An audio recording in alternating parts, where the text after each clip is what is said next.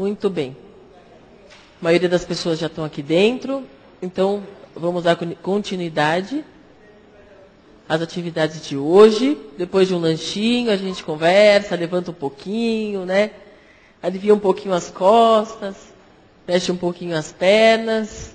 Bom, come um lanchinho gostoso. Então agora nós vamos à aula do momento que vai ser dada pelo Miguel Mitch Neto, sobre o tratamento do futuro na esclerose lateral amiotrófica. Todos estão terminando de chegar. Muito bem. Então, deixo vocês com o Miguel um pouquinho agora. Acho que ele vai passar muitas coisas interessantes para todos. Oi? Tá, tranquilo. Bom dia, primeiramente. Eu gostaria de agradecer mais uma vez o convite para falar um pouquinho sobre tratamentos e algumas questões de pesquisa. Na verdade, quando a gente fala sobre tratamento do futuro, ainda mais falar sobre tratamento do futuro na esclerose lateral amiotrófica não é nada simples, porque o tratamento do presente, ele não é simples. Tá? Então, a gente conseguir vislumbrar o que vai ser utilizado lá na frente não é tarefa fácil quando a gente ainda está patinando no que está sendo feito no presente. Só que para isso, o que a gente precisa fazer? Conseguir entender exatamente o que é a esclerose lateral amiotrófica. Então, para falar de tratamento do futuro, eu preciso primeiro falar de como identificar a causa. Uma vez que eu sei qual que é o problema, eu consigo tentar modular esse problema. E com muito empenho e um pouquinho de sorte, a gente gosta de brincar de 99% de transpiração e 1% de inspiração, a gente talvez consiga reverter esse quadro num período de tempo aí razoável. Tá certo? Pensando, só para tentar pontuar como que a gente pensa nisso, como que isso é colocado numa escala de tempo. Se eu fizesse uma comparação com a matemática, extremamente bem desenvolvida hoje, a gente vê que os modelos de multiplicação, conta simples, eles são datados desde 3.500 anos antes de Cristo. E algumas das vezes nós nos vemos batendo cabeça com algumas dessas continhas. Se a gente for um pouquinho mais para frente e disser, olha, uma equação do segundo grau, a gente aprende lá, você chega no colegial, você tem que desvendar a fórmula de Bhaskara para poder resolver cada uma das equações. Isso aqui foi desenvolvido e foi estabelecido no ano 2600 a.C. Então existe um acúmulo de conhecimento que é necessário para que você consiga atingir aquele objetivo, que é a solução do problema. Então vamos pensando matematicamente. Nós temos um problema. O paciente com esclerose lateral amiotrófica, ele tem uma dificuldade, ele normalmente tem uma dificuldade inicial locomotora, e isso leva a uma perda progressiva do movimento. Qual é a causa disso? Até o momento a gente sabe. É o neurônio motor que está morrendo. Por que o neurônio motor morre? Pensando na matemática disso, a gente precisa começar a desenvolver as equações que estão por trás disso. E essas equações, elas estão sendo desenvolvidas há muito menos tempo do que esses quase 5.000 anos aí no total. Só para ter um histórico, se a gente pensar, olha, todo mundo fala muito sobre terapia gênica, célula-tronco e a genética e tudo mais. Na verdade, nós temos aqui pouco mais de 200 anos passando. Aqui estão só colocados alguns dos nomes que pontuaram essa história de apenas 200 anos. Como que um trabalho feito por um monge gregoriano com ervilhas poderia levar aos dias de hoje a modulação de uma célula-tronco. Tá? Trabalhos que versam sobre as proposições iniciais do Charcot e do Sharon e Adrian, que também propuseram como funciona o sistema nervoso. Então, pensar no tratamento do futuro remete a conseguir entender o que a gente tem de conhecimento hoje. E esse conhecimento de hoje, ele não é simples. Existem uma diversa gama de fatores que precisam ser contemplados para a gente conseguir entender o que está sendo passado. E nesse entender o que está sendo passado, existem fases. Bom, a gente olha para uma fase e eu digo o seguinte: determinado medicamento está em fase 1, está em fase 2, está em fase 3. Não se preocupem com o que está descrito aqui. Isso aqui é uma mera burocracia para aquilo que realmente representa na vida do paciente. Isso aqui são os termos que as pessoas envolvidas com a pesquisa devem seguir para que elas possam ter o seu próprio norteamento. Ou seja, eu já sei o que está acontecendo, eu sei o suficiente. Quando você fala para uma criança, olha, não brinca com fogo, e aquele jovem, depois de 10, 15 anos, vai trabalhar com fogos de artifício, ou seja, ele precisou desenvolver uma certa habilidade para aquilo. A mesma história está acontecendo com a pesquisa. Você precisa saber em que momento é possível dar um passo adiante. E por isso que a gente estabelece algumas regras. Tá? Dentro dessas regras, a gente define fases. E essas fases são para quê?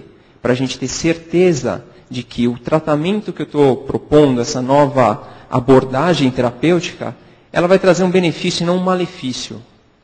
Porque, afinal de contas, o paciente já tem uma situação que é complicada. Se eu ainda trouxer algo que é muito mais maléfico, olha, não adianta eu curar a parte motora se a parte emocional vai ser totalmente abalada. Não adianta eu tentar colocar uma célula-tronco na medula espinhal do paciente se eu não sei se esse grupo de células que está sendo colocado ali dentro vai desenvolver um câncer, vai desenvolver um tumor. A gente precisa estar certo, ter 100% de certeza antes de caminhar para isso. Por isso que a gente usa e delimita essas fases. Tá?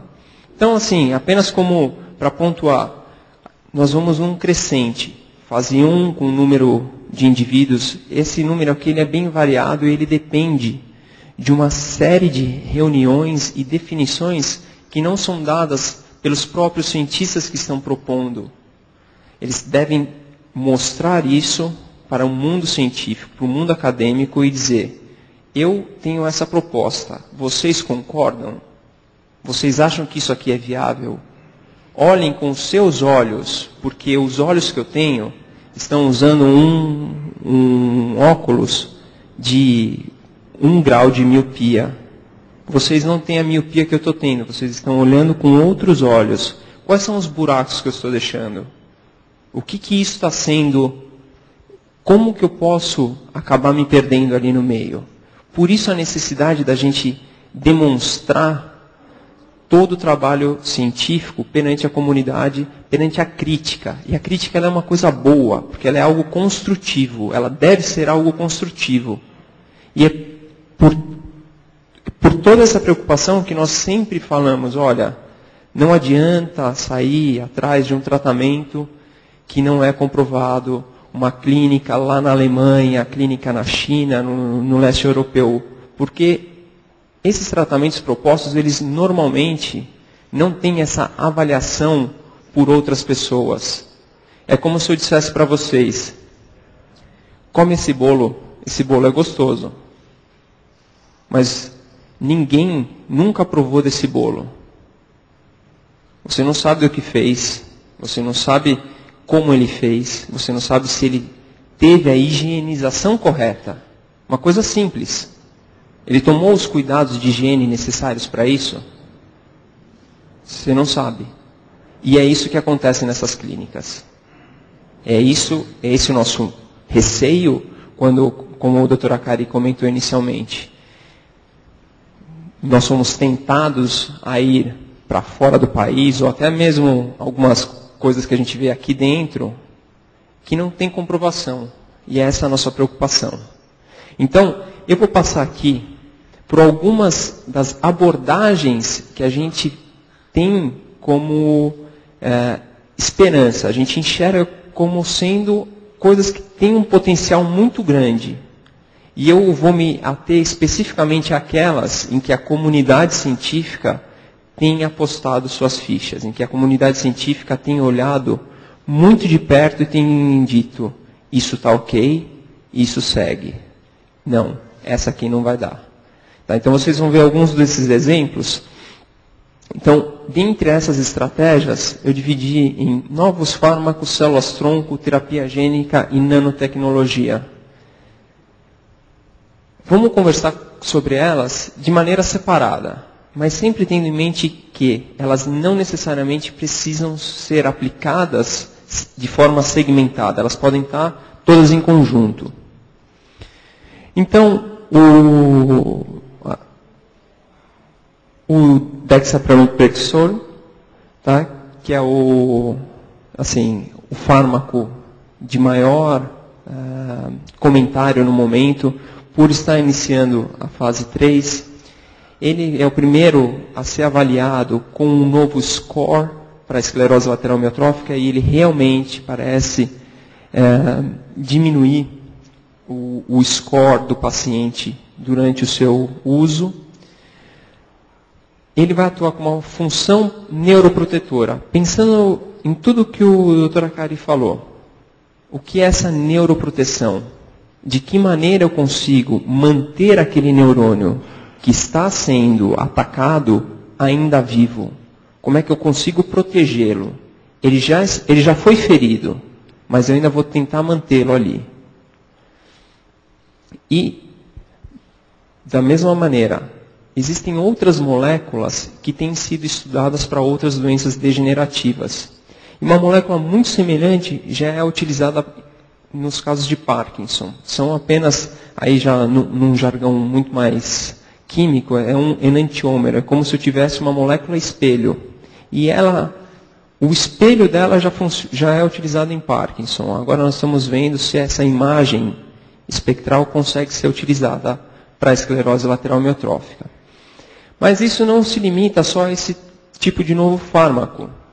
Então, o Dr. Marco Antônio falou sobre as inclusões citoplasmáticas e a formação aí de agregados e tudo mais. Nós sabemos que essa é uma característica comum dentro da esclerose lateral amiotrófica. Ora, eu olho para o paciente que tem alteração na SOD1, eu olho para o paciente que tem alteração na ubiquilina, na VAP-B, na TDP e na FUS, e todos eles apresentam inclusões, ou seja, agregados.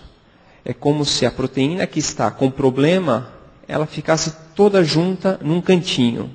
Só que esse cantinho faz diferença para a célula. Esse cantinho, ele pode dizer para a célula, olha, agora é a hora de você se retirar do cenário. Tá certo? Então, uma das maneiras da gente tentar resolver isso é, no lugar de eu deixar a proteína que está alterada se acumular, eu vou tentar reenovelar, ou seja, eu vou tentar remodular essa proteína. E tentando fazer isso, eu evito a formação do agregado. Como que eu posso fazer isso? Então, existem aí algumas proteínas conhecidas como foldases e chaperonas, que elas são as responsáveis normalmente no organismo por fazer esse remodelamento de proteínas. Então, se eu conseguir ativar esse tipo de via, eu talvez consiga evitar que aquele agregado seja formado e eu evito, então, que a célula seja retirada do cenário. Tá? Seja ela o astrócito, seja ela o neurônio motor, seja qualquer uma daquelas células que estão envolvidas ali. Nós não estamos falando única e exclusivamente de um alvo. São vários. Nós podemos atuar em várias vias, porque nós não sabemos qual que é a via exclusiva.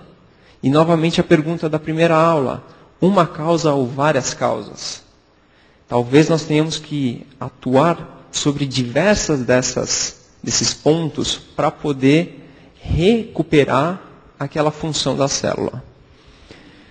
Bom, e aí um assunto extremamente discutido, todo mundo vem sempre perguntar. Na questão das células-tronco, a gente precisa pensar na ideia da célula-tronco. Então, a célula-tronco, o que ela é, a célula-tronco? É uma célula que ela é capaz de se dividir várias vezes e ela pode virar qualquer uma das células que está presente ali no organismo. Para que isso? Porque ela é capaz de substituir. Só que eu vou conseguir substituir um neurônio que parte ali da medula espinhal e vai até o dedinho do pé? Isso é possível num indivíduo adulto? Nós ainda não sabemos. O que nós temos de proposta no momento é o seguinte: eu não consigo talvez fazer isso, mas e se eu conseguir usar essa célula para repovoar aquelas que estão no entorno? Que aí eu vou conseguir ajudar na sobrevivência, eu vou conseguir ajudar a proteção, eu vou conseguir gerar o alimento necessário para esse neurônio motor.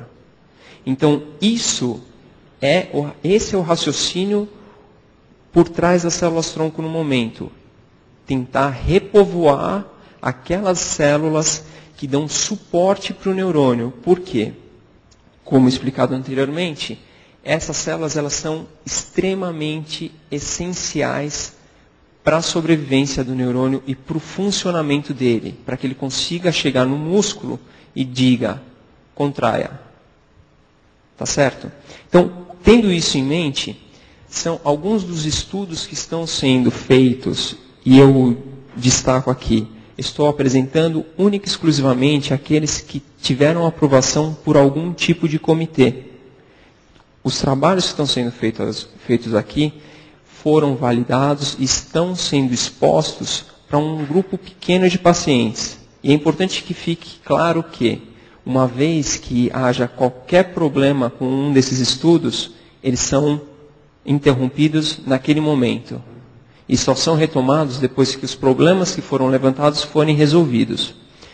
Então, um desses estudos mostrou que essas células-tronco progenitoras de neurônio motor, ou seja, é como se eu pegasse uma célula que eu sei que vai virar neurônio motor, mas ela ainda está no estágio bem inicial do desenvolvimento dela.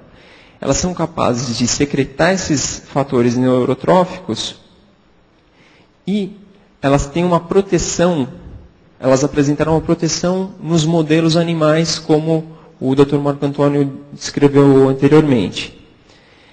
O mais importante disso é a comprovação de que você manter as células num meio de cultura, num recipiente em que elas estão secretando fatores, esses fatores são capazes de, quando purificados, manter as células vivas. Ou seja, a gente começa a fazer então uma viagem do mundo da célula-tronco para o mundo do fator neurotrófico, para o mundo do fármaco. Eu começo a pensar o seguinte, a célula-tronco está produzindo isso, e se eu produzir isso em larga escala? E se eu só purificar da célula-tronco? Talvez a célula-tronco não seja o produto final de terapia, e seja assim um passo essencial para eu encontrar a terapia. Não importa de onde ela venha, o importante é eu conseguir reverter o quadro. Dentro disso, pensando na célula-tronco como um produto final terapêutico, essa empresa, e aqui eu vou falar várias vezes de empresas, por quê?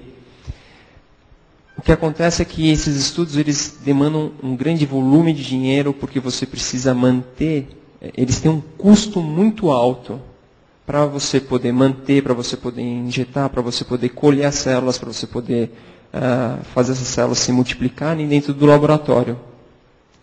E, na verdade, a Neurostem é a primeira empresa que recebeu o aval do FDA. Bom, o FDA, o Food and Drug,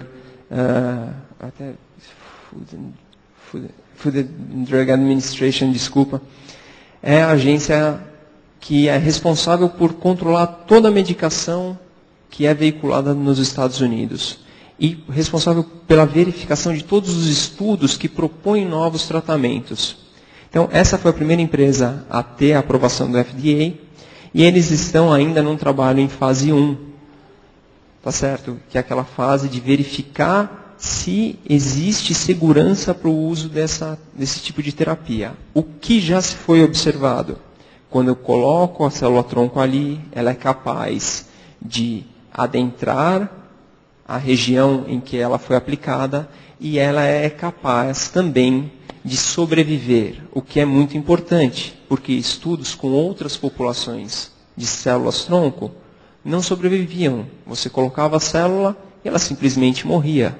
Então não adianta eu só colocar, eu só inserir no organismo algo que não vai ter uma continuidade. Ela precisa entrar lá, ela precisa chegar ao local certo, ela precisa funcionar de maneira correta. Para quê? Para poder manter a célula, o neurônio motor ainda vivo. Uma outra empresa, que é a TCA, é uma das poucas empresas nos Estados Unidos que tem um foco totalmente voltado para as células-tronco, e ela tem 6 protocolos de pesquisa aprovados pelo FDA.